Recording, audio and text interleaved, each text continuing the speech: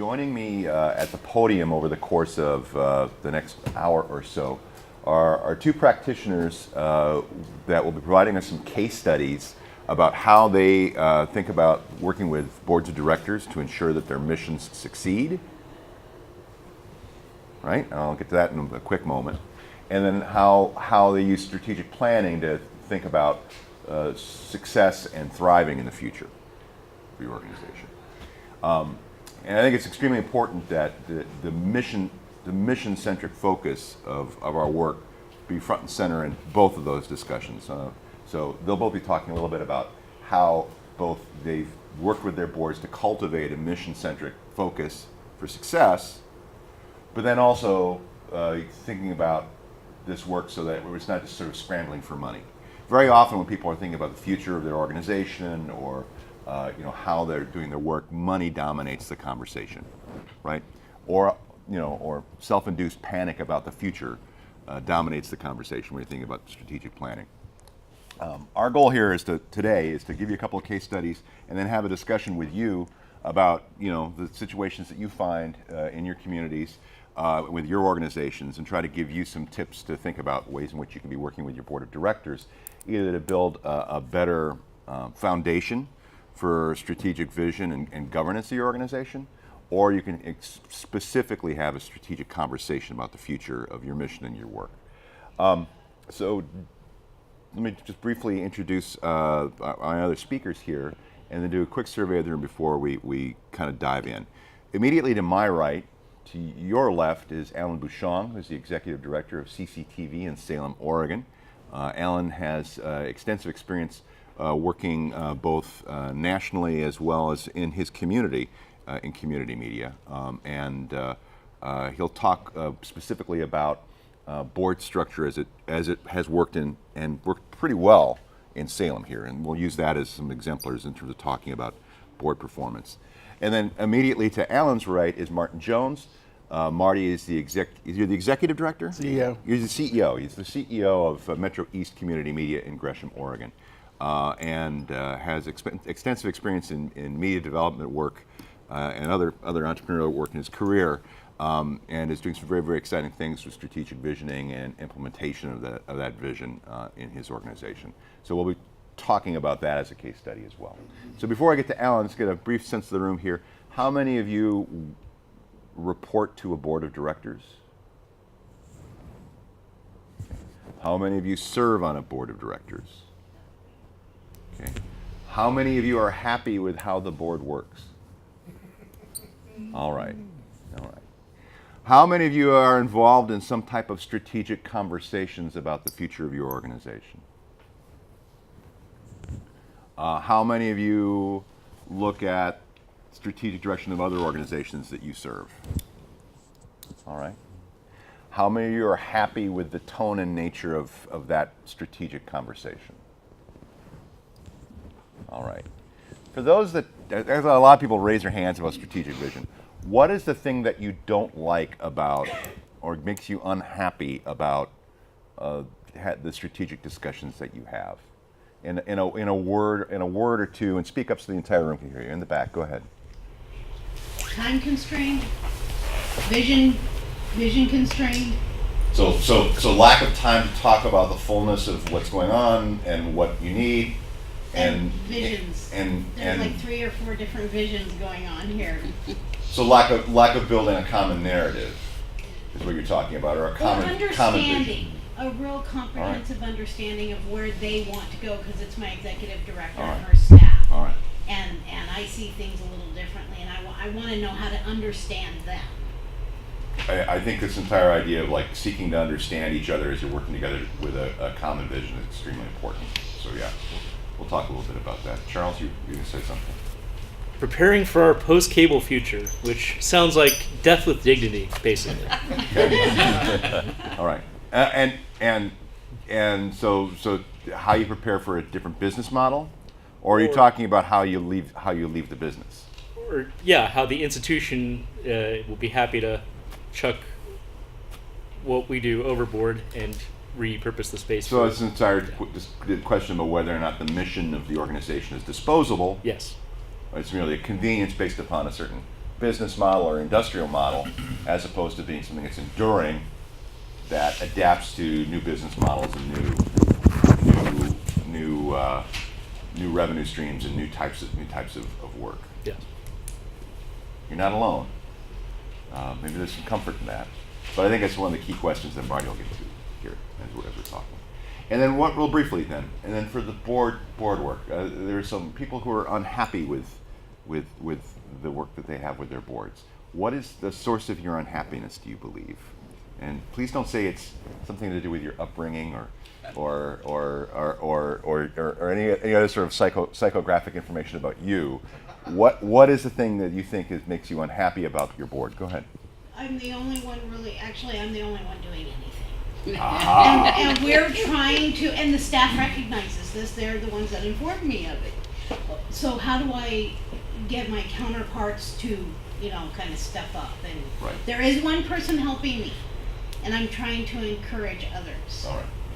So we'll get to some of these things in a moment. I think Alan is. Let me turn it over to Alan directly, so you can talk a little bit about the case at CCTV, and then we'll get to some of these principles that we're talking about. And I think we'll talk a little bit specifically about that issue in Alan's talk. So go ahead, Alan, take it away. Well, that's what happens when you get this oversized trackpad, right, on these new ones, and you accidentally bump part of the trackpad. So I unfortunately went to page 2.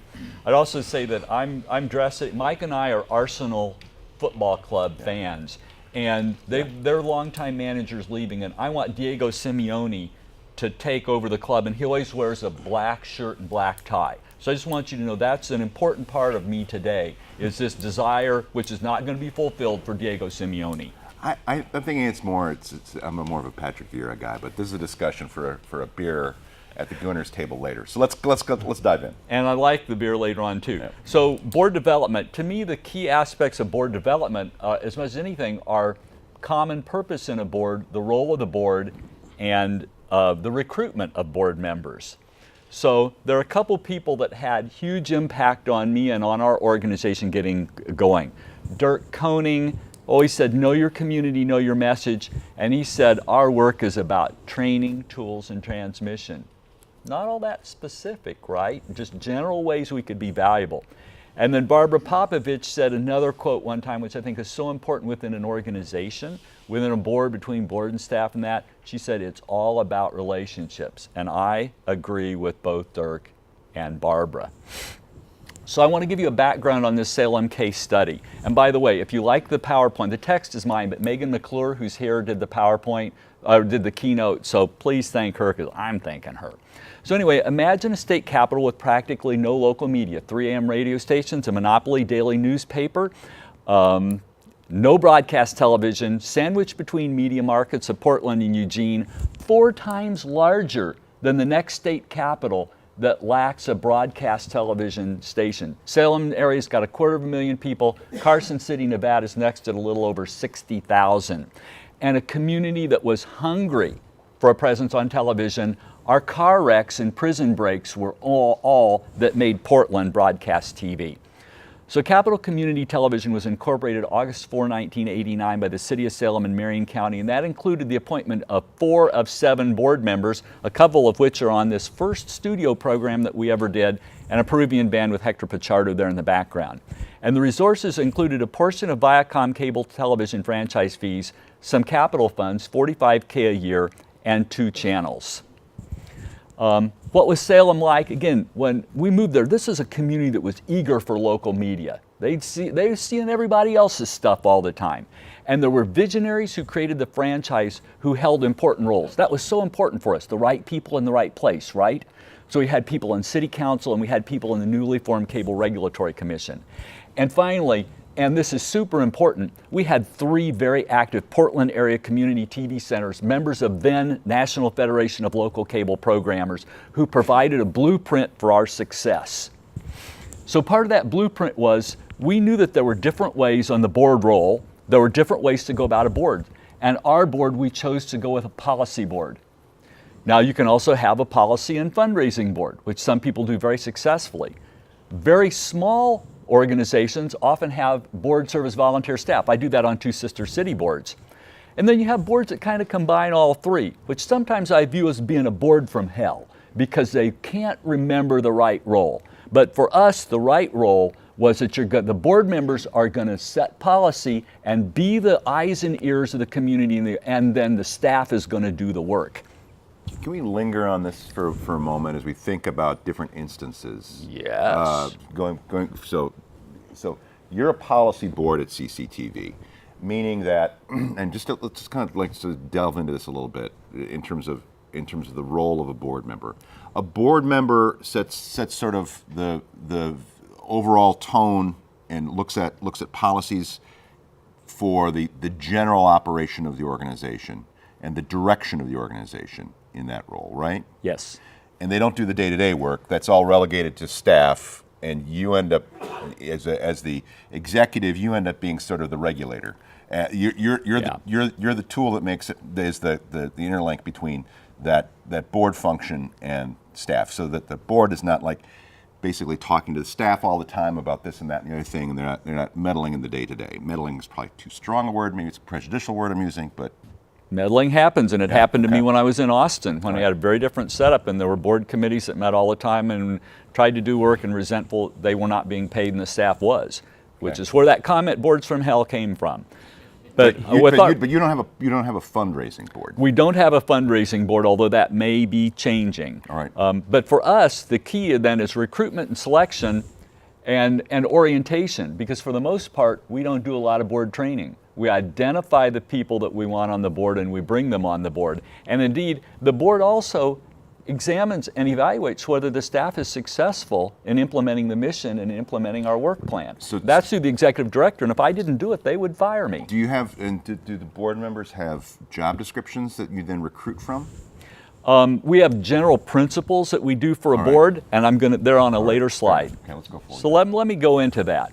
So first of all, how do we view a board member? We view that they serve in the public trust, that they have no personal agenda or desire for compensation, and they represent the community. And for us, that's critical. Nobody is in there to remake the organization in their own image, which I think we've all been around a board that wanted to do that. So when you start talking about, then Mike, this is partially to answer your question. People have to fit this profile. So again, the recruitment, selection, and orientation are key, just like hiring staff. We consider bringing on a board member just as important as bringing on a staff member. And they have to be the right fit, and there's a 2-point litmus. The 2-point litmus is you have to accept that limited policy role, staying out of staff work. And the second point is you have to agree to stay out of program content issues. If you get a call that somebody says, "Why did you let that jerk on there?" you route the call to me. That's what you do. And that is a limited work, that is a limited role, and development work, right now we're not doing all, we're starting in on it. So in your instance then, as you're beginning to think about development, does that mean that you change the profiles of the people who come to that board? We may change some of the board members, but not all. Right. And we may bring on, but it's still primarily going to be as the staff, and I've got a meeting on Monday about a $200,000 grant. The staff is still going to carry most of the role on that. But there will be a board role, which actually I get to a little bit later, and how the board has interacted with us over the years. There will be a role because board members know people in important places. And I think the thing, that last item that you've got here is very important for people to think about if they think that philanthropy is important in the future of their organization. The stewards of an organization have to be supporters of the mission, not just in terms of their time, but also in terms of their monetary investment, right? So it's important from a cultural philanthropy, that if you want to build that in an organization, that board members give to an organization, because it's extremely hard for you to. Well, if I could throw something in here, as we diversify at MetroEast and we are going after foundations and other organizations for grants and donors and family foundations, one of the major things they want to know is your current board 100% invested in the organization. It's not about did they give $1 million, but did your 7 board members all contribute to the organization financially? That's one thing.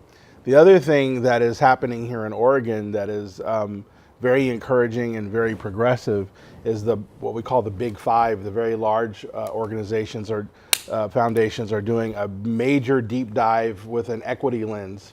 And they're starting with themselves. Meyer Memorial Trust, Collins Foundation, they have started inward. They've looked at everything inside of their organization from an equity lens. They're looking to see that they themselves are modeling this best practice of having a intentional recruiting practice that includes equity and diversity in their hiring of their staff and in the people that they're putting on their board of trustees. And in as much as they're doing that as themselves, first and foremost, they're expecting the people that are coming to them wanting to receive funds to be able to demonstrate the same thing. And they are asking very simple but very deeply reflective questions that you really you can't fake the funk. You have to be able to say, we have intentionally taken on this mindset on how we're going to put an equity lens on everything that we're doing as an organization, but in particular as it pertains to a board. Yeah, I mean, so that means that you're scanning the community that you're serving. Yep. I think it means that you're reaching out to many types of people who fit the you should have a profile for a board. Yep. Right. You're working with many different types of people in the community, because the reality is that there probably are many different types of people in the community who could fit the profile, and you need to be asking yourself the question: are we reaching everybody to look like the community that we serve? And ultimately, where they're going, one of these foundation CEOs told me, quote, "We're no longer interested in majority-run organizations delivering charity to underserved people. We want to know that the people you're working with, that it's a two-way organization, or two-way relationship, and that it's not this notion of, you may have heard the term noblesse oblige. We have this wealth and these riches. We're going to help, these unfortunate people. They're not interested in that anymore. And it's amazing to see how these major foundations are rapidly changing the very nature of how they're doing work with communities and how sensitive they are to it. And they're showcasing to those of us that are watching that they're walking the talk. I want to have Alan kind of continue the presentation here, but there's one other aspect of what you both are talking about here in terms of the board's role to get to your questions you have. It's a common enough problem that you see in boards where not everyone's participating, right? Where you have one person shouldering all the work, or two people who are like doers, and a bunch of other people who like to tell other people what to do, right? Within a board structure, who is the enforcer? Who is the enforcer to ensure that the load is shared? To ensure that everybody is reaching the utmost of their capacity in their volunteer service. Who is that person? You want an answer? Sure. Well, in our case, it's not only the president. We have 3 people that have been involved since our start 28 years ago, and 2 are staff people. So there's a culture on our board. But beyond the culture issue, now to get to your point, you're saying that the president's the enforcer. The president is if there was a bad actor on your board, it would be it's up to the president. That is correct. And in theory, you have a relationship with the president. That's right. So if you see a bad act that they miss, you have the ability to talk to them in confidence. So it's not you, the person who's being supervised, who has to manage the people who supervise you, which is an untenable exactly. situation. So you have to have the confidence as equals with your president for a healthy board to be working, and then the president's the enforcer, right? So you have to. I mean, so this is, and then there's some different thorny issues that pop up that we can probably get to in discussion here. But in the best of all possible worlds, you have to have self-regulation on a board, and if you don't have that, problems really become endemic, and we can talk more about that in the Q&A. So, but I wanted to get to that specific point as you're... And on a very good board, in fact, I think I have a board to die for. I had to do that in the last 2 months because one board member got off. Go ahead, Al. Okay, so we like we think recruitment and selection, again, you get the right person, you're set. You don't have to do a lot of training or orientation. And almost all of our board members come from public life. Former Salem City Council members, we've had 6 presidents of our board. 4 were former Salem City Council members and 1's a former mayor. Members of local education and retired local government staffs. 2 of the founders of CCTV, staff at the city and the county, are now on our board. They're terrific. And members of boards and staffs of prominent local organizations, but no group that has a stake in a policy decision has a seat on the table as that. No local government has an active staff member serving on the board. We were formed to be arm's length distance for content issues and to be an independent contractor, and we are. Pragmatism. This is an organization that doesn't spend a lot of time on policies. We find something that works, we take it. We inherited an article and bylaws from the organization, from the city and county and their ORS 190, their intergovernmental organization that founded us, although we did modify them. Our rules and procedures, personnel policies, finance policies, and our equipment design, you can see a list of Portland area organizations and my former employer in Austin, one of those being Marty's, whose finance policies, I literally took Multnomah Cable Access, word searched it, and put in Capital Community Television, because it worked. So what you're saying is that you don't necessarily have to be fiddling around with the core code of your brain. That's right. Right? Because these policies are the core code, right? And I will also say I've seen some boards from hell who love to fiddle around do brain surgery all the time, right? Because it's like, oh, let's change the bylaws every 6 weeks. Let's fiddle around with this. Let's fiddle around with that, and as opposed to having the deeper strategic discussions that you're going to be talking about in a second or two, Marty. Yep. So you're saying that if you have the code right, if you've got the rules of the road right, you don't have to change them constantly to be able to make sure that you're operating efficiently and appropriately. Absolutely, because what I said to the board when I moved in, I said, you know the community and I know community TV. And they helped me incredibly much in that first year establishing relationships. But we found a policy that worked. No false pride in that one. Now, what did some of this honesty and intervention do? In 1990, 2 weeks after we put our first program on the air, you Oregonians will know this, Measure 5 passed, our property tax limitation based on Prop 13 out of California. And the city manager came in and recommended a 50% budget cut. We were going to get 2% of the 5% franchise fee. He recommended 1%. My board intervened and overturned that, got that decision overturned. That decision in the last 28 years has been worth $10 million. Board intervention, because they knew the right people, they were connected. And the former chair of the Cable Regulatory Commission was my board president. They worked with me to educate elected officials. I had a white knuckle time. We decided Marion County, a little more cautious than Salem, we had to show them what program content could come about. So we played a program called the Family Hour for them. This episode of the Family Hour, which is not quite totally accurately titled, was on necrophilia. And it was white knuckle time, but the county attorney looked at those elected officials who are 22% of our cable franchise funding. And the county attorney looked and said, we don't have a problem there. Stopped it in its tracks, and it's never reared its head again. But my board worked on that one. And then finally, after the 2008 recession, the city manager started, we had to Salem closed 2 fire stations, and they were going to scale back our budget. They were going to crack the 2% and knock on $100,000 in the first year. That's the kind of routine that doesn't get stopped. And my board intervened with the city manager and stopped that. Let me ask you, though, about this.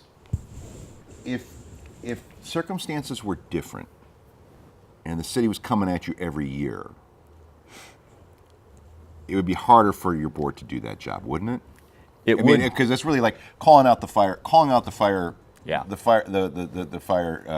fire chief to stop the fire every decade is different than putting a fire out every month.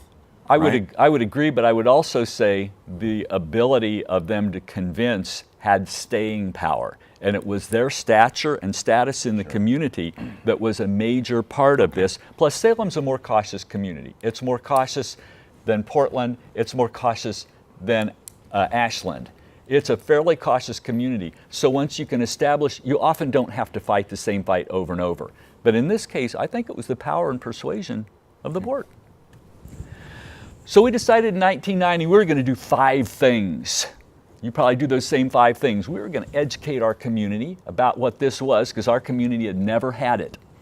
We were going to teach the skills, the training part of what Dirk Koning said, the others to be providers of information. We ourselves, because we were a PEG, we were going to produce everything we could to satisfy our local governments and local schools. Which, by the way, I think is the only weakness maybe in our conference here. I haven't heard too much talk about something which fully is 2/3 of our existence, which is work with governments and schools. We were going to provide access to equipment and technology, and we were going to put a community channel in the hands of the people. Now, with minor modifications and some important additions that you'll see, this is what we're doing today. The factors within each of these have changed, and we've changed with them. We've worked to stay current. Working with you folks has been great about that, working with Mike and the Alliance.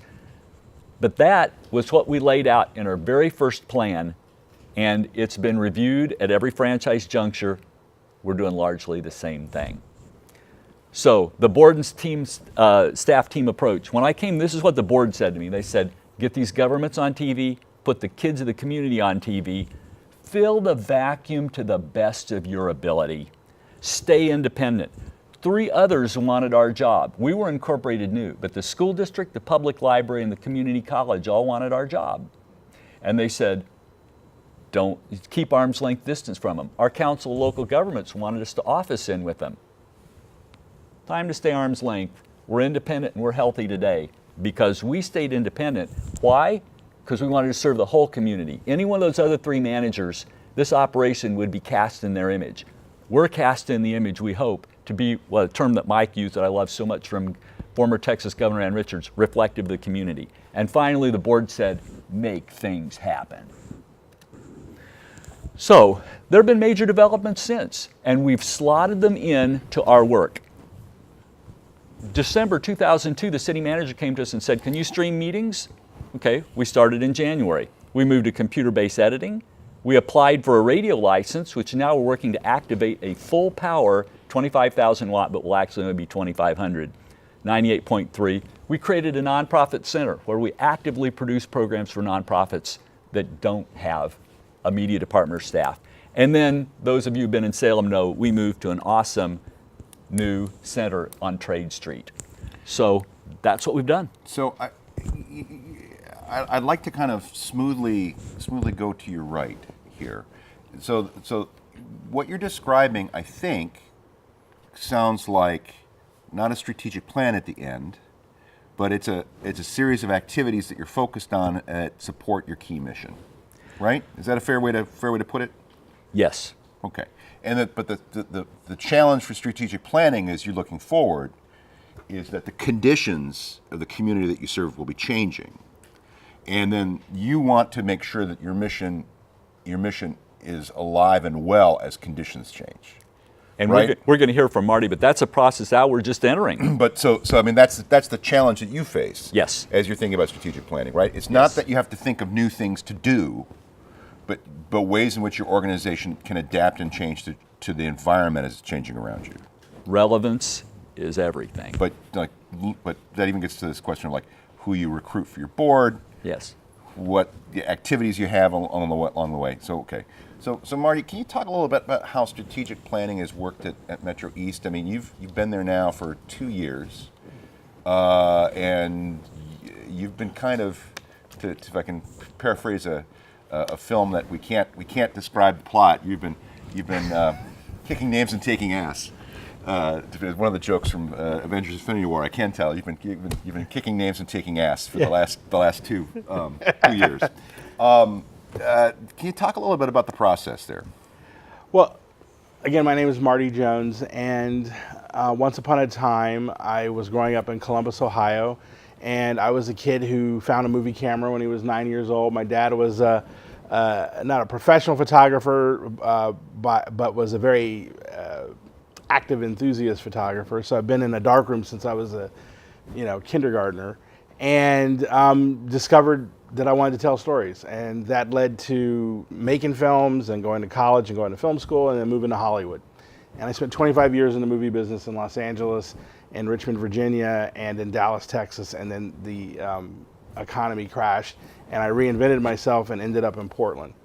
And the reason I tell you that story is that in that journey, when I was about 18 or 19 years old, I came across a few nonprofits that heavily influenced my life. One was the Community Film Association in Columbus, Ohio.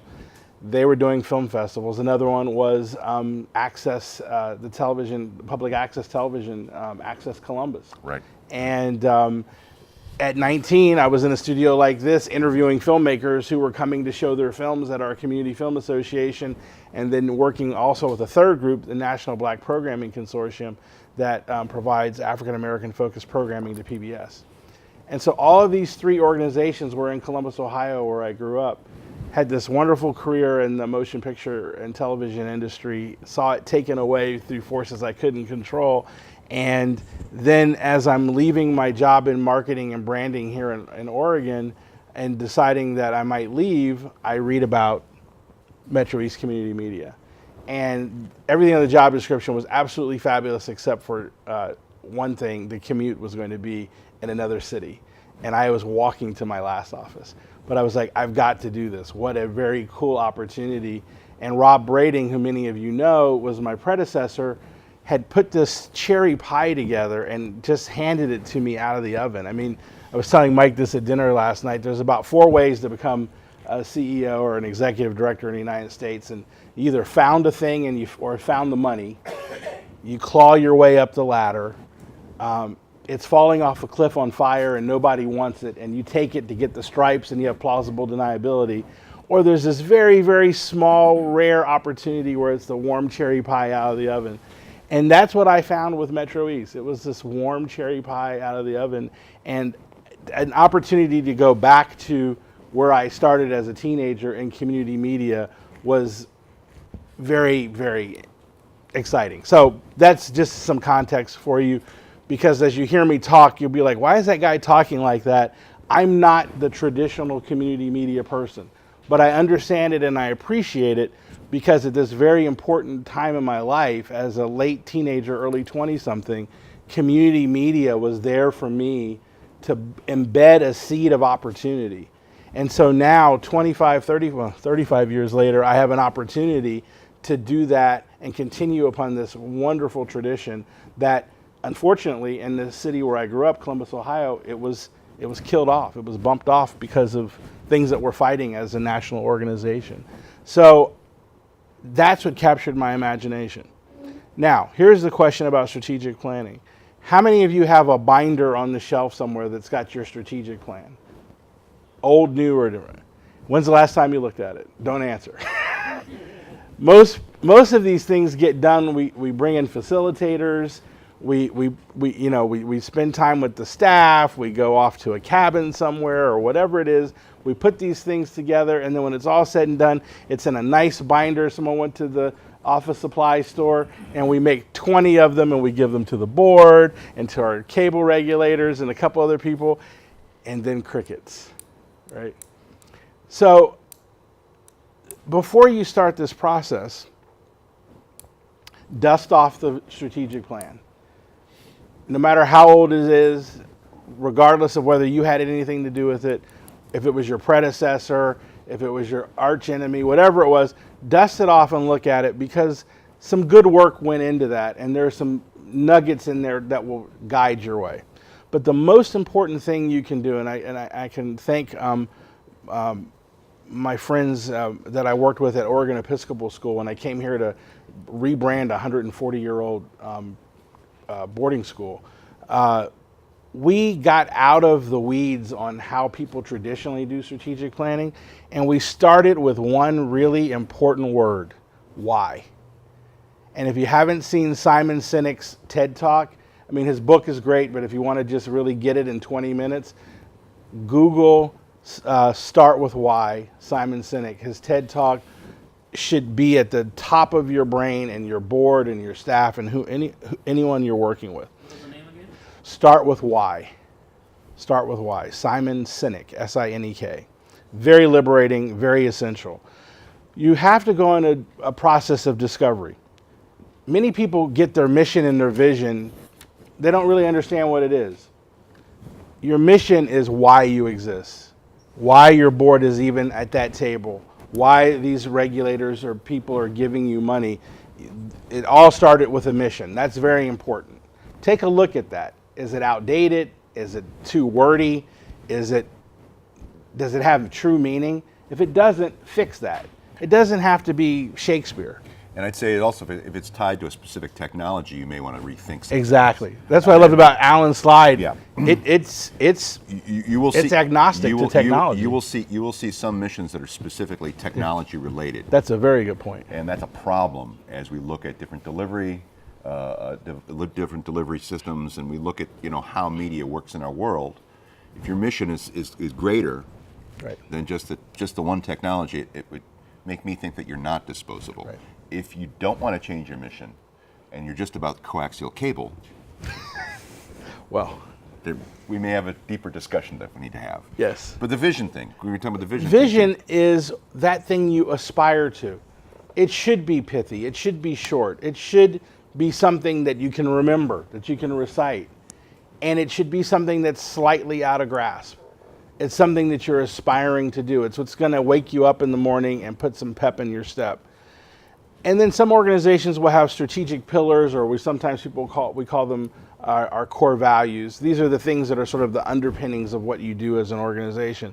But make sure you have a clear understanding of that work, and make sure you start with why before you jump into a strategic planning session. As a new leader of an organization that was very healthy, has got a great track record of helping seed other organizations and a great industry of sharing. One of the things I love about my work in nonprofit these last 10 years in education, it was wonderful to see how people share with each other so much. And in our community, it's wonderful to see how much people share so much. As a new CEO with a mandate to embrace and bring disruption and embrace disruption and bring change to the organization. Once I did all of this discovery, I had to decide to lean in. So this is my lean in year. My first year was the year of discovery. This year has been my year to lean in and making the organization, making people understand that the commitment to change was going to be very important. My daughter, I'm very proud of her, went to my alma mater, and she's now a graduate and off the payroll, and she's working for her Uncle Jeff at Amazon in Seattle. She doesn't work for him directly, but when she asks for help, I say, call your Uncle Jeff. He's a billionaire, not me. But his philosophy at that company is you can have, you can be a fan or a critic of Amazon, but one of the things that I love about what I've learned about her adventure working there is this mindset of day one. Every day is day one. You don't get to get comfortable. And that is something that in my year of leaning in, I have been embracing. And what we're creating here, we're playing in some new areas, and one of them is in software development. And I try to keep bringing old-fashioned thinking, I'll say, to this process. And my young protege, who's now in his late 30s, said, Marty, stop thinking like a film producer. Stop thinking like a corporate executive. This is software. It's never going to be finished. Amazon is still in beta. And I'm like, oh, okay. So you've got to be willing to sort of be that orange. Like, I don't know if when you were in like second grade, you took the orange and you turned the half inside out. That's what this process is like. We're always going to be in beta. So I have intentionally set forth this mindset with my team that we don't get to do these exercises and then it's like, okay, we've done that and put it on the shelf. No, we're always in beta, right? So, and I'm being mindful of the time here. One of the things I learned when I was working in Virginia from old pastor was blessed are the brief, for they shall be invited back. I used that joke last year, but people still laugh, so it's a good one. So planning is a narrative exercise. I stole this from talking to Mike yesterday. And what we're doing in this planning is we're prepping for different possible futures. We don't know the script. We used to know the script, right? We used to know that we were going to get this, nice budget or this money from one place, and we still are, knock on wood, thank God, but as Charles said, with all these realities of cable cutting and this, that, and the other, we've got to prepare for some other uncertainties. But the thing that, hold on, turn the page too quickly. In as much as we don't know the script, we know that there are challenges that we have to undertake in this process. So instead of doing all these traditional exercises that many of us know from boards and other organizations that we've been a part of, embracing this always in beta and this day one sort of philosophy, and we're developing software. The thing that I did with my team the first summer that I was there is we went to an off-site location, which is a good thing, get everybody in neutral space, and we looked at the things that had been identified as priorities, why we existed, what we were doing, and what we hoped to do. And as a team, with a great facilitator, we began to pare down what we could really do. Because the other thing that I learned in my first 90 days of discovery was that people were feeling overworked and people were feeling scared because the new guy was there and change. And so I did some crazy stuff, like I said, close down all summer training. We're going to plan what we're doing next. I'm not going to make you do what you don't want to do anymore and invent some new stuff and make you do it all at the same time. That freaked people out. They're like, what? I said, yeah, shut it off. We'll just do orientations. We'll do basic studio camera. We'll do the 2 or 3 basic classes that we kind of need to do to get people into the system. But let's take 3 months to plan. That was liberating, to just stop and think. And one of my favorite business books, How to Swim with the Sharks Without Being Eaten Alive by Harvey McKay, who I got to meet here in Portland a couple years ago. He said when you're walking down the hallway and you see that man or woman in their office and it looks like they're daydreaming and they've got their feet kicked up on their desk, don't freak out and don't go in and overmanage them, because she's doing the most valuable thing she could be doing for you. She's thinking. And we get so caught up in this busy work, we don't give people an opportunity to think. And in the process of doing all this, the challenge is you have to turn some things off. You have to step away. I was in one organization, they never wanted to use the word retreat because it sounded like failure. We don't retreat, it's weird. This is an advance, And I was like, okay, that was part of the culture. But however you want to do it, you want your folks to be able to breathe and think. Because if you don't give people an opportunity to think, how are you going to, you're just like, you're just on this hamster wheel. So all of this is in service of trying to build the best assets for success, right? That's what we're trying to do, is build the best asset for success. So in the process of doing that work, we realized that of all the crazy new things that I was talking about that I wanted to potentially bring to the organization, and the things that were already working and doing very well for the organization, and some things that were possibilities, as a group, when we put all those things up on the wall, and then being cognizant of the fact that we were mortals with clay feet, we were able to say, we're going to focus on this, this, and that. And that's what we did. We called it our ambition. So the retreat was our ambition retreat, or our ambition event. We were going to focus on what is our ambition for our organization. And so bear in mind, we haven't done the strategic plan yet, right? We do not have a current strategic plan. We're getting the deck set to be able to do the work of strategic planning. And so what we were able to do is focus on what our ambition was, and then that was what was guiding us through this next year. And it worked, because our number one priority that we said as a group that we wanted to focus on, this is not me, the new CEO. This is not the ghost of the old CEO. This is not the board. This is not the cable regulatory. What we, the group, said was that this new area of digital equity and inclusion, and this opportunity we had in a very underserved part of our community called Rockwood, this was going to be a great opportunity for us. And boy, were we right.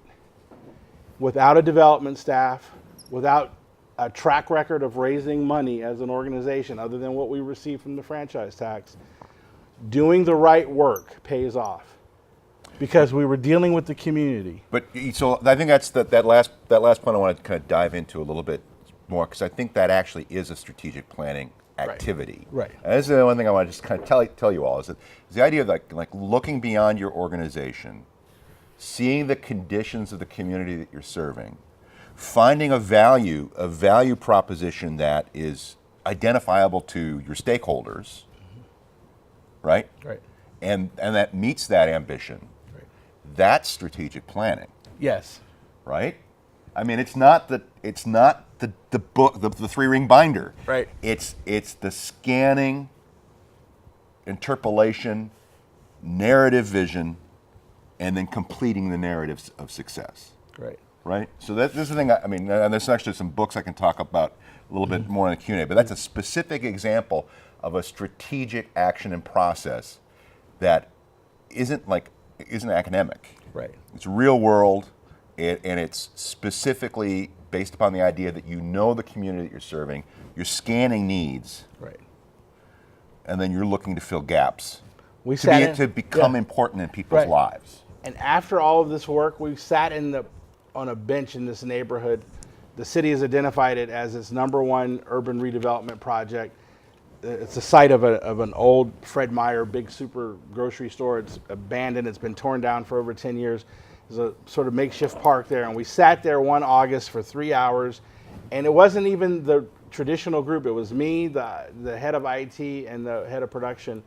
And I just said, you guys have been around here for a long time. I want to know about this neighborhood. And we watched this neighborhood for 3 hours.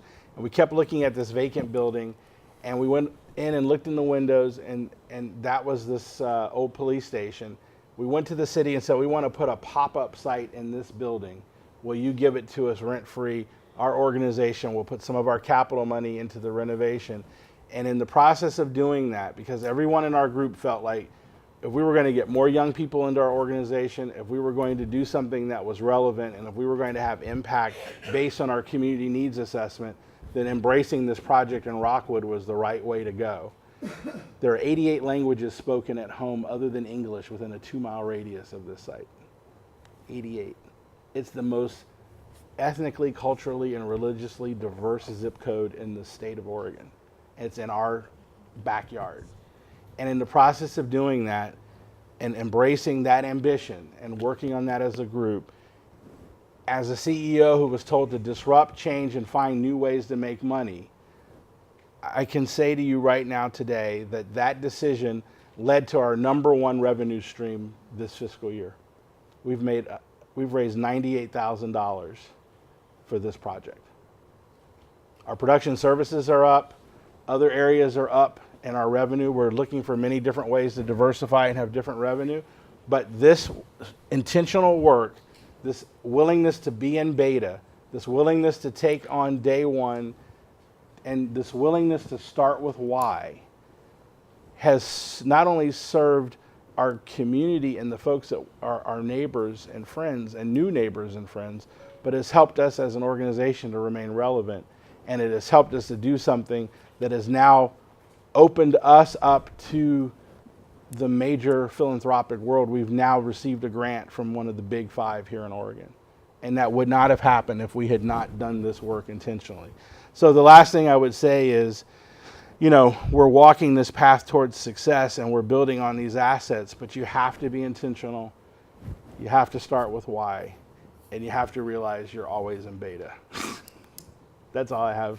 So I'm going to open up for discussion in the room here. I guess before I do so, I just want to kind of, the thing that resonates with me too, when you're talking about people having time to think, one of the questions I would have when I had a staff of 20 people, I would ask people, what are they reading?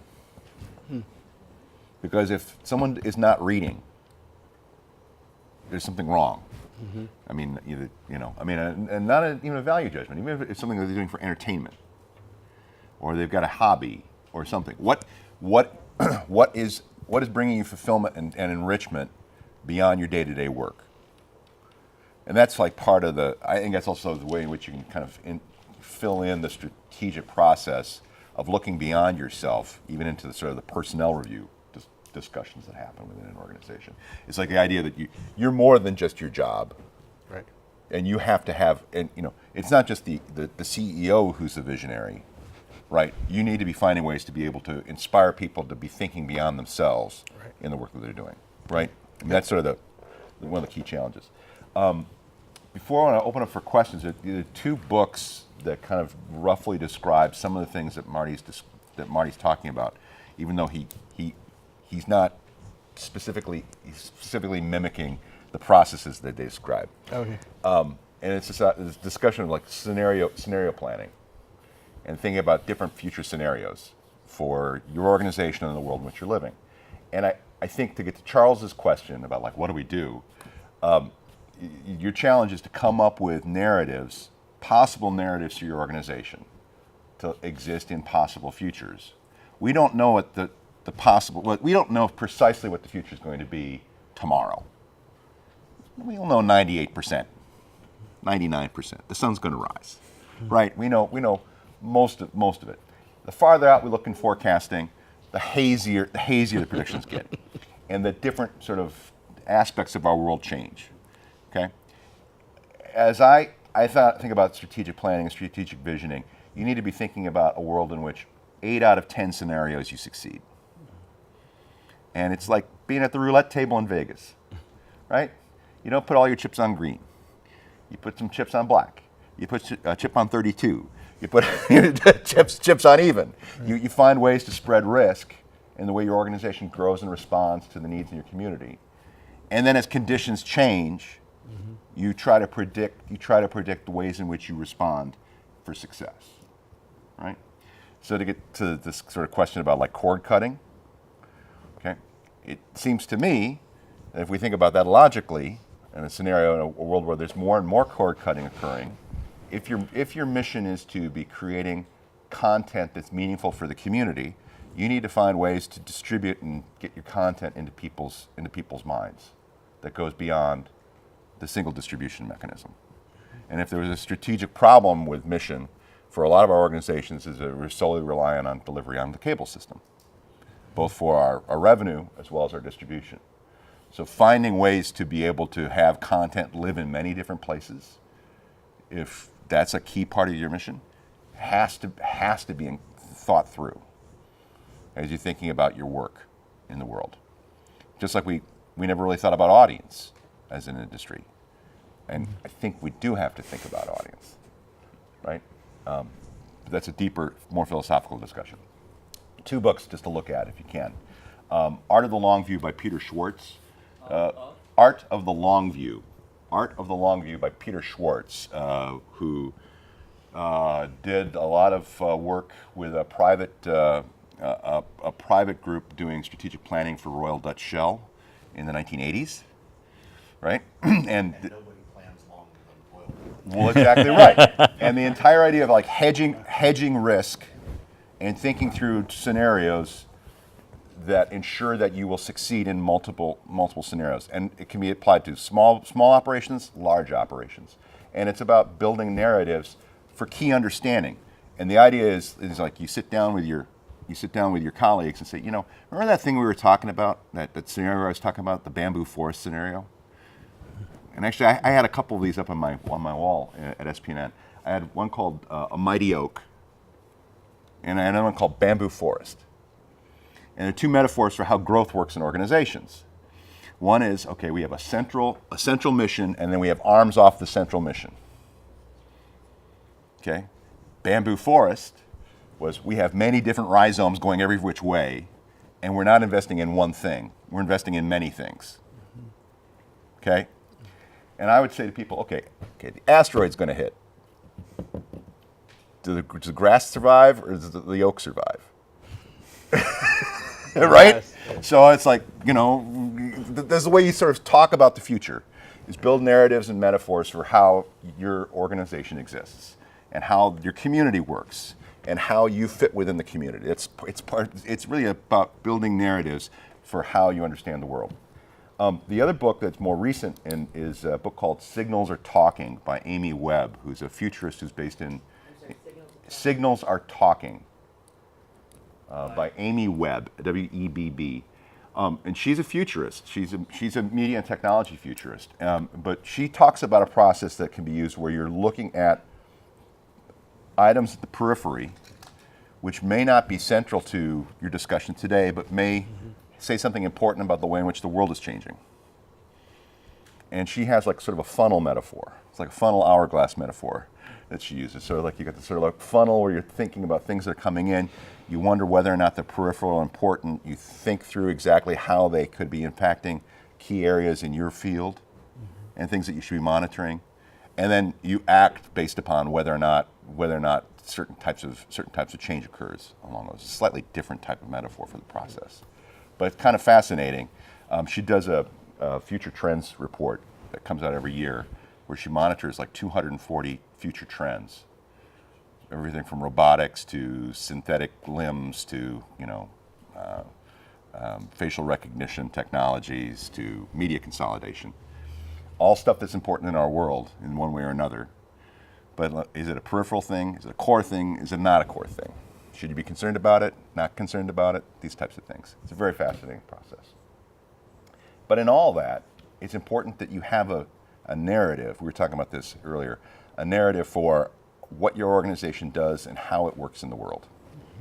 And it's a key understanding. So my suggestion to you all as you think about strategic planning is it's not that document that Marty's talking about that's on the shelf, but it's the central narrative or set of narratives that you use to build common understanding amongst your constituents, your colleagues, people you work with, other volunteers, and also with decision makers that you talk to on policy and the world, right?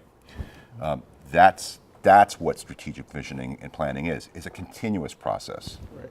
And it's about understanding your work.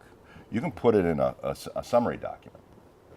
And that document doesn't need to be long, but it's the work that you do every day. I kind of hate to put it that way. And it's not the hamster wheel. So, John, you're going to say. It's thinking about the work that you do every way and putting it in a framework that allows you to rise out of the everydayness, the hamster wheel work. Right. And communicate that. Right. I mean, for me, having those two metaphors was extremely important as I was thinking about like sort of options for programs as we were doing our work. So I'd look at these two. I said bamboo forest and mighty oak. Two pieces of paper up my wall, and it's like, okay, which choice is it? Which is the better option as I'm thinking about sort of the way in which we're diversifying our revenue or the way in which we're building constituents and reaching new communities. I tended toward bamboo forest. My program staff liked mighty oak much better because it was less sort of the executive coming up with more crazy ass stuff for me to do, right? So eventually I had to learn to shut up a little bit and let my program staff tell me how their programs are growing organically, rather than me saying, oh yeah, we need to be here, there, D. So that also had something to do about how our organization worked as well in terms of our internal dynamics, because it's not just about the world around us, it's also just like how we react to the world. So that's a lot for us to talk about here in the first hour. We got about another 15 minutes for Q&A and discussion. I'll kind of open up for the rest of you guys in the room to sort of like where to begin, things that we could be doing, you could be doing, questions you've got, problems you've got, either in terms of board development and strategic planning. Happy to kind of talk about that, or even just sort of like exercises you could be doing along the way. Go ahead. And why don't you go here, and then I'll come to the back, because you've had a couple questions. Yeah, I'm a lifelong citizen of Oregon, but I recently moved to Salem a couple years ago, and I've gotten involved with CCTV and become acquainted with what they're doing there and how it works, and I've started to develop some skills in terms of production. So I would just want to say that it's been very interesting, and I'm become very admiring of what Alan has built there at CCTV. It's really quite a remarkable shop. My question is regarding, I don't know how many folks here will find this question relevant, but I am president of an organization. I'll just say what it is. It's the Oregon Public Affairs Network, where we have attempted to build a C-SPAN for Oregon. Approximately 20 states in the country have some semblance of a state public affairs network along these lines, different hybrids, different models, some funded by the cable industry where they've gotten it grandfathered in. That's no longer feasibility in Oregon for reasons that most of you are probably aware of. But our situation is we started this up 17 years ago, and we initially made every possible strategic mistake in the book. Alan knows something of our history, and we have kept the thing alive, and we've sort of, in fits and starts, have tried this and tried that, and kept the 501c3 alive, and are now looking at a possible rebirth of it. What do you do with an organization that, I liken it to, I call it my abused child that has been kicked around all over the place, but that I still love and would like to see brought to health and Set it free. Well, I don't know. You guys want to Stop trying to, I mean, just based on how you're describing it, I think you got to let it go. I mean, I think you got to get some other people on it, some other parents. I mean, the thing that, if you use Alan's example, it's kind of curious, is part of the success you have is getting the right people in the room. And as I talk with organizations about cultural change in their leadership or cultural change in their organization, the question is it's sort of like a sort of evolutionary question. Is it a slow blending process that occurs? Or do you have to induce like a punctuated evolutionary change in the organization and hit alt control delete and reboot? I don't know. I mean, it's like this evaluative question about whether or not you. I mean, when I look at just listen to the name of your group, Oregon Public Affairs Network, what does that mean to the audience? I mean, Mike started off by saying we weren't, as an industry, thinking about audience. Who's the audience? Why do they need this? And if you've been trying to say what that should be for 17 years and it hasn't had traction, then I think you need to go to I think you need to set it free, find some other parents, or bring some other caregivers in very quickly, but be mindful of, what does this mean to a millennial? Oregon Public Affairs Network. It doesn't mean anything to my 17-year-old. Now, if you figure out a way to put a subreddit on that. Subreddit. Reddit. Well, You might get some traction. Well, okay, but this goes back to this question of what's the purpose of the organization? Who is it serving, and how does it achieve that? I mean, it's Right. almost like that sort of fundamental questions to be thinking. And you may have to bring in outsiders who say they care about the mission, to have part of that conversation too. In the process, it may not just be like an internal discussion you're having within the organization. Bringing people who could care about a future vision. Okay, we had a question in back, and then to Charles, and then I think John's got a hand up. Go ahead. I'm sorry, the gentleman in the middle, I didn't get your name. This is Alan Bushong. Alan Bushong. Okay. Yeah, you're in Salem. That's right. Yes. How did you educate the community about what independent media is, what community media is? What were the steps you took to educate the community, and by doing that, in turn, bringing in quality volunteers and board members? That's not a past tense activity. We've been there 28 years, and it's a daily job. We're always in beta, We run, right. and then I'm out in the community a lot, and I run into people all the time. I'll run into people that say, hey, that was great, I saw my dad's basketball game on, and then I'll run into 5 people who don't even know who we are. So this is a daily activity. And you know what, I'm more and more, and if you've met Saul, our intern from Western Oregon, he's doing a great job on Instagram and Snapchat, trying to reach people, because we definitely want to be much more viable and relevant 35 and under. But I still find the face-to-face meeting just about the most powerful thing there is. And in our first year, I just went around to groups. My board said to me, go to the Chamber of Commerce, the City Club, and the hospital. Those are the 3 key organizations. And I spent and within a year, we had all 3 of them participating. And because they were flagship organizations and entities in our community. So there's still just this huge thing of face-to-face, which I love, our staff loves, and we're good at it. So it's a daily thing. And when I go to the credit union, I bring it up and talk with people about it. I just, as much as possible. Yeah, because I have us on Twitter, Facebook.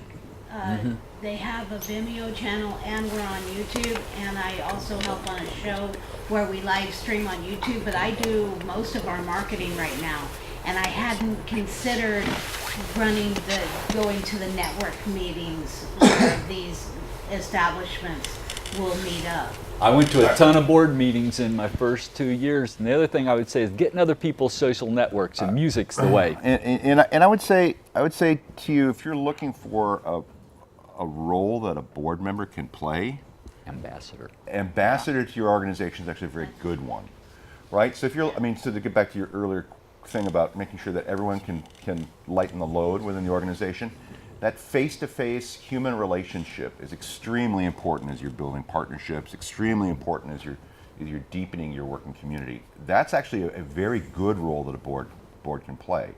To be able to be in places where you can't. They've got schedules that you don't.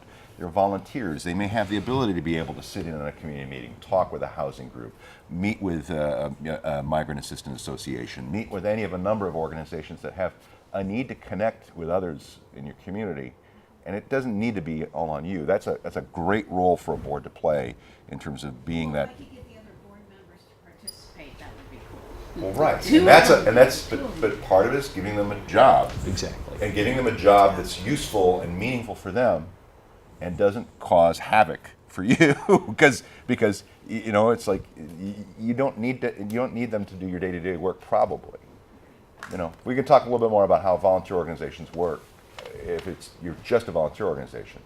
But the model that Alan's talking about, staff. yeah. And then the recruitment, though, is what's important. Find people that like doing that, and they're your candidates for your board. That's exactly. Okay. Charles. Charles from Rogue Valley Television. What was your name, sir? Robin Olson. Robin. I was really happy to hear your comments because my old colleague Joe Brett, who Alan knows, would tell me stories about how we used to have this Oregon channel, and wasn't it great when Oregon state government pretended to care about transparency? I mean, this state has received Fs year after year from public interest watchdog groups as far as its state government transparency. When I can't watch any Oregon State Committee meeting and know who's talking unless I happen to know these politicians, and with poor audio, poor video quality, our Ashland Parks Commission meetings look better than the state legislature. Something is seriously wrong. And so I'd say the soapbox we need you to jump on and help us jump on is, what if all the community media centers in the state came out with a joint statement and held, Senator Courtney and Representative Marsh and all these different politicians accountable for their lack of follow-through. And why aren't they hiring CCTV to run this instead of outsourcing it to Granicus? It's kind of an embarrassment. So I just to jump on the soapbox for a sec, I'd say what I need from you is some line of communication to bring all the Oregon centers together on some sort of joint lobbying. Yeah, I don't know if I should be making all these true confessions in a public forum, but Yeah. This is being streamed, by the way. Yes. I beg your pardon? This is being streamed. That's a live microphone, so be careful. Well, the fact is, we had Rob Rating on our board, but we stupidly didn't have Alan on our board. And Alan runs the PEG in our capital city. And so we sort of farfled around with this notion, but we didn't do it comprehensively and intelligently. I know who has a conference room in the state capitol who hosts a meeting about this. Well, okay, gentlemen. We'll visit Let me get later. to some other Q&A here in that time remaining. Other questions from the room or thoughts? Way in the back, and introduce yourself. So, Saul, the intern for CCTV. Hey, Saul. Hey. So you were talking about just like strategic planning and kind of like bringing it up with colleagues and saying, hey, so what would you think of this if this scenario would occur? Are there other like strategic planning stuff that maybe I as like the intern could implement with working with like a program director in terms of like more marketing strategic stuff? So, if I understand your question, you want to think about like ways in which your marketing is meeting a strategic purpose. Correct. Well, all right. He's a former director of marketing and communications. These pieces that I just talked about are core to being able to talk about an organization. But while all those things are being worked out, there are some real basics that you need to think about. You need to think about who you are, why you're important, and who you want to get your story to. And then you want to look at taking every piece of media or marketing or PR that you're creating and not just putting it out there once. The problem is people put all this energy into creating some one thing and then they don't repeat the use of it. So you make one video, it goes in the newsletter, it goes on Instagram, it gets shown to your board. I mean, everything that you put energy into creating content-wise, whether it's a video or flat piece of collateral, it's got to have a life cycle. So think about this for a moment. You don't have a different logo for every day of the year, Right. right? You have a logo that's consistent for your marketing purposes, and you use it over and over again. Hopefully, that logo has been thought through in terms of who it appeals to, the values that it represents symbolically. Actually, that's some of the questions you should be asking yourself to get back to this sort of strategic directions. It's like, what are the values that we want to represent in our communications? Right. What are the things that we want to hold dear in our work or that get to our identity? I mean, that's, I've done like logo work with organizations. It's like, those are the types of questions you want to. And branding isn't a logo. Yeah. People get that confused. Branding is understanding who you are, the essence and core of why you exist as an organization, and being able to share that. That's what, when I say McDonald's, yeah, they've created such ubiquity, you immediately saw the golden arches in your head. It doesn't even need to say McDonald's underneath it. But there's so much work that has gone into that. From a message point of view, some of you know I'm loving it, right? And probably half of you can, recite the, what's on a Big Mac, right? So advertising is different from marketing. It's different from branding. And if you want to talk more, so I'd be glad to help you. And the other thing I'd suggest too, one of my favorite things from radio is that if you're sick of the tagline, it's working, right? If you keep thinking that you're interior to the process, you're not exterior to the process, right? You're seeing this stuff every frickin' day, right? And I don't care if you're tired. Right. You need to talk to someone who hasn't seen it and find out how it's working for them, right? And this is sort of the mistake that I think a lot of organizations also do, because they're just talking to the people in the room. They're not actually talking to people outside the room. And you hate your logo because, we've had it for 6 months, or you hate the tagline because I keep using it. Like, yeah, it's a hammer. You've got a nail. Just use the hammer.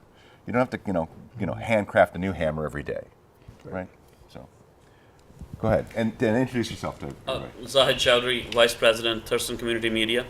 What are some places that we overlook that we should look for good quality board members? I think we're about end time, so this will be our last question together. Good places to look for board members. Marty. The bank. No. The bank. A bank. A bank. No, my newest board member is a banker. A literal. And okay, but let's talk about this for a moment. Let's talk about this for a moment. It's an institution that is associated with money, that cares about local economy And the community. Yeah. It needs to have relationships with multiple players. But a lot. Putting on my Hollywood hat, putting a board together. If I had the opportunity to put a new board together, it's what I did for 25 years on movies. It's casting. Who's my leading lady?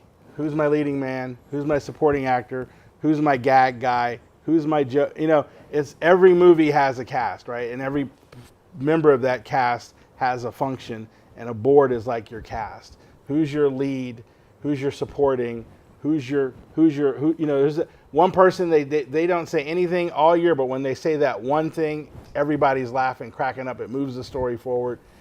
So it's that kind of thing. You don't want to have a room full of leading ladies or a room full of leading men. Correct. You need a cast. A lot. And you go ahead.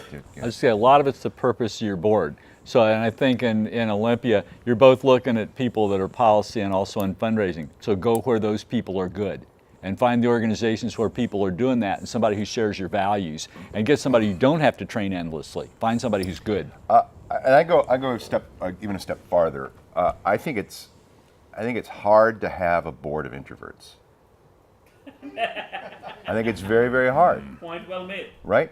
Because if you're asking them to be ambassadors, they have to have interest and ability to connect. So, maybe you're looking at people who've got wide networks in the community to be able to be an introducer of your mission to networks that they're deeply involved with. If they're introverts or they have an essential conflict of interest, they won't be able to do their work. What's the key example of that? Executive directors of other organizations. Okay? Got it. They can be on an advisory team. But Being on a board is extremely difficult because they have an essential conflict of interest in fundraising. They won't raise money for you because they have a duty to their own organizations. So they can be part of the coffee clash that you get together with on a quarterly basis to talk about emerging issues. But being stewards in your organization, conflict, and it's a blockage.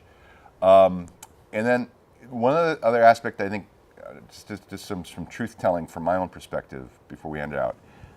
A lot of our organizations were founded in progressive movements in the 60s, 70s, and 80s, where the idea of constituent leadership was essential, meaning the people who are beneficiaries of service be placed on boards or have controlling interests on boards of directors. You see this in other nonprofit sectors, like in the housing and economic development nonprofit sectors,